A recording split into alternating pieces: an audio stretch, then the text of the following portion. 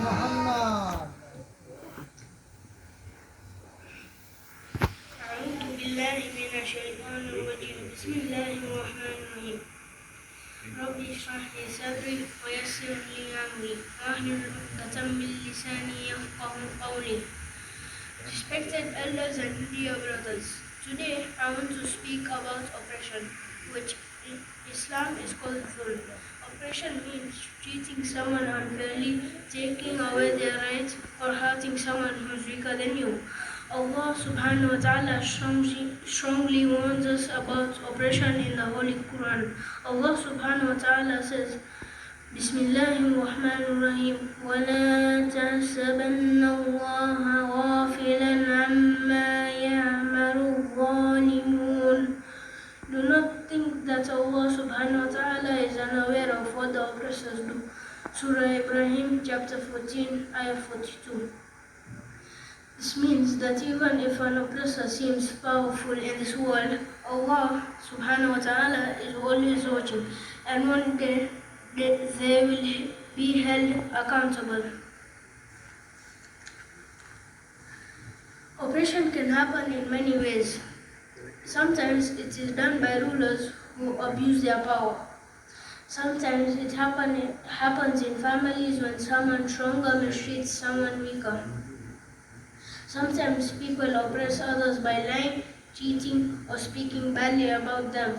Islam teaches us that oppression is one of the greatest sins. Rasulullah sallallahu alayhi wa sallam said,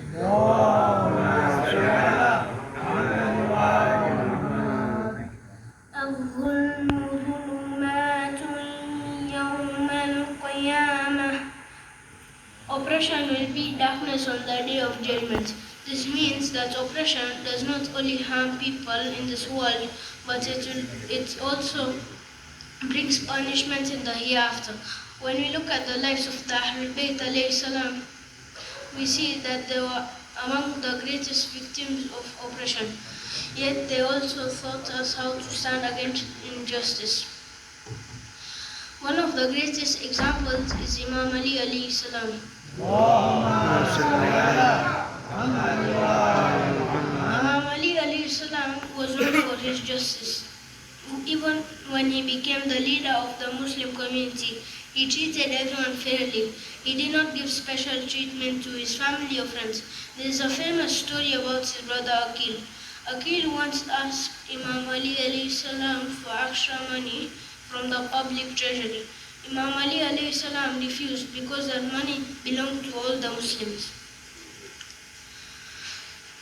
He heated a piece of iron and brought it close to Aqil and said that if you could not tolerate the heat of the small fire, then how could Imam Ali alayhi salam tolerate the fire of hell by taking money unjustly?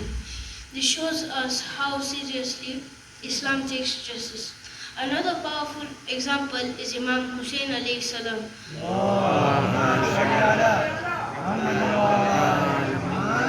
Imam Hussein stood up against the oppression of the ruler Yazid. Yazid was a tyrant who ruled with injustice and corruption. Imam Hussein alayhi salam refused to support such oppression, even though he knew the dangers. He stood for truth and justice. Imam Hussein alayhi salam explained his mission. He said, إني لم أخرج أشرا ولا بطرا إنما خرجت لطلب الإصلاح في أمة جدي. I did not rise out of arrogance or corruption. I only rose to reform the nation of my grandfather. At Karbala, Imam Hussein alayhi salam and his small group of companions faced a huge army.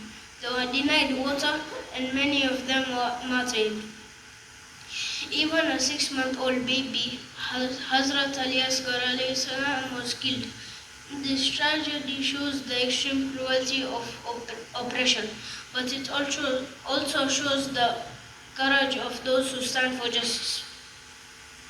Even today, more than 1,300 years later, people around the world remember Imam Hussein and his sacrifice. This teaches us that oppression may appear strong for a short time, but in the end, truth always survives.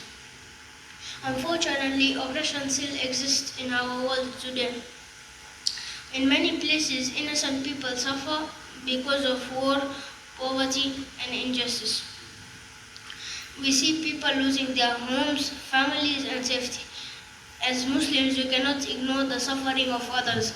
The teachings of Islam tell us to stand with the oppressed and to help those who are in need. But fighting oppression does not mean always fighting with weapons. Sometimes it means speaking the truth, helping the poor, standing up for someone who is bullied, and or refusing to support injustice. We should also remember that oppression can start with small actions in our daily lives. If we lie, cheat, insult others, or treat people unfairly, we are also committing a form of oppression. The Ahlul Bayt alayhi salam teach us that a true believer must always choose justice, even when it is difficult.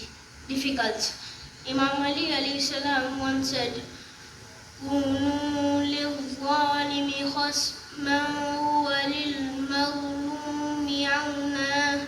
Be an enemy of the oppressor and a helper of the oppressed. This simple sentence summarizes the message of Islam. We must never support oppression, and we must always help those who are treated unfairly. If we follow the teachings of Rasulullah sallallahu alaihi wasallam and the Ahlul Bayt alayhi salam, we can build a society based on justice, kindness, and respect.